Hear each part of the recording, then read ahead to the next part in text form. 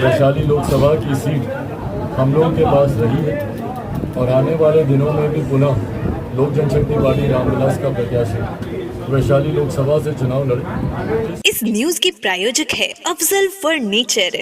हम लोग संगठन पे हम लोग काम कर रहे हैं मुजफ्फरपुर खास तौर पर, क्योंकि वैशाली लोकसभा हम लोग लड़ते रहे हैं और इस उद्देश्य के साथ भी हम लोग यहाँ पर संगठन पे विशेष ध्यान दे रहे हैं।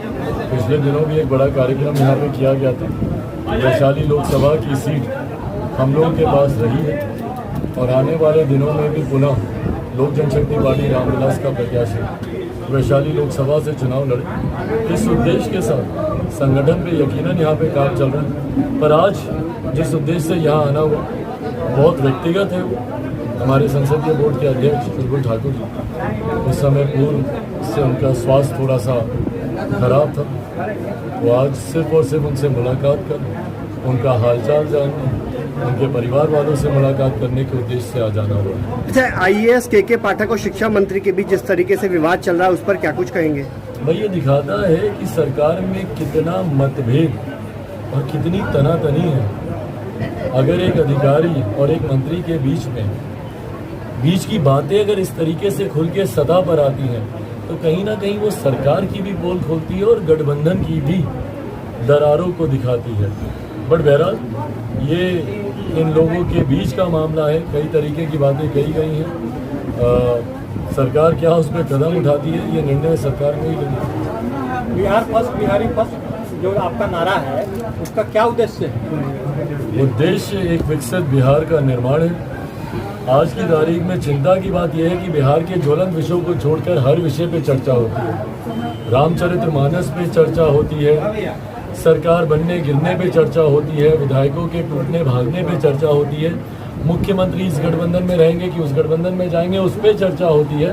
पर बिहार में जो ज्वलंत विषय है, बिहार की गिरती कानून व्यवस्था, बढ़ता भ्रष्टाचार, गिरती यहाँ पे स्वास्थ्य व्यवस्था, गिरता शिक्षा का स्तर, युवाओं के साथ जिस तरीके से दमन हो रहा है, युवा मजबूर है पलायन करके दूसरे राज्यों में जाने के लिए, छात्रों पे लाठी चलाई जाती है, शिक्षकों पे लाठी चलाई जाती है, अभ्यर्थियों पे लाठी चलाई जाती है, बट उसके ऊपर कोई बात ही नहीं कर रहा। बिहार फर्स्ट, बिहारी फर्स्ट, सिर्फ और सिर्फ बिहार और बिहारियों से जुड़े हुई समस्या का समाधान है और ये सही मायनों में समाधान है। मुख्यमंत्री की समाधान यात्रा वाला नकली समाधान नहीं। आप कोई भी समस्या बिहार से जुड़ी हुई हो, बेरोजगारी की समस्या, बेरोजगारी का इसमें प्रमुखता से इसमें जिक्र किया है। भाई बिहार में जब तक निवेश नहीं आएगा, जब तक यहाँ पे आईटी सेक्टर नहीं खुलेगा, जब तक उद्योग नहीं खुलेगा, और उद्योग खुलेगा कैसे भैया, जब हमारे मुख्यमंत्री खुद कहते हैं कि प्रदेश लैंडलॉक्ड है इसलिए यहाँ पे उद्योग नहीं लग सकता। दिक्कत बिहार के भूगोल में नहीं है, दिक्कत मुख्यमंत्री जी की नीयत में है। तो क्या सेल यहाँ बैठाया जा सकता है? वो यहाँ पे उद्योग खुलवाना नहीं चाहते। सेल बिहार में बैठाया जा सकता है जनाब? जब हम एक बार जवाब देते जो प्रश्न आपने पूछा।